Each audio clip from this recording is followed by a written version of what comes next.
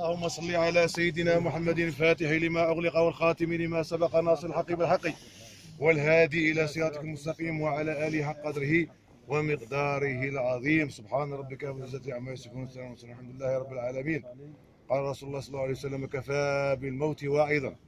اتعظوا يا جماعة، هذا راه خوينا وتوفى، وودعوه بأدب وباحترام، راه يسأل درك، ربي يثبتوا كما يثبتنا احنا. اليوم رانا نودعوا قدوانا مودعين، ربي ان شاء الله شهدنا له قبل خير، وشهدنا له يقول لا اله الا الله محمد رسول الله، وشهدنا له يدخل السرور على الناس الحازنين في العشريه السوداء، زهد زاير في العشريه اللي كانت حازنه فيها.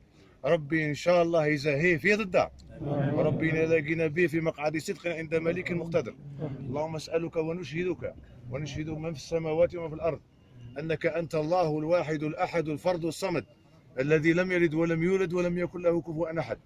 اللهم يسألك بوجهك الكريم وبسلطانك القديم يا حي يا قيوم أن ترحم حبيبنا هذا، يا رب ارحم أحمد بوزاد خوينا اللي واسيناه وواسينا ويعرفوه كاع الناس، يا رب يرحمه في هذه الساعة، ويرحمه فوق الأرض وتحت الأرض ويوم العرض يا ربي، وارحمنا معه يا رب، نقيه من الذنوب والخطايا كما ينقى الثوب الأبيض من الدنس.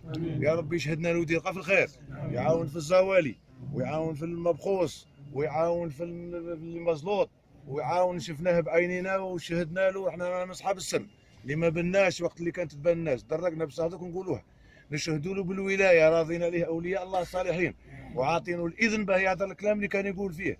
نشهدوا لك امام الله في هذه الساعه يا الله انك بلغت الرساله اللي كنت تدير فيها، الرساله الفنيه اللي قال ربي فيها في سوره النجم: وانه اضحك وابكى وانه امات واحيا.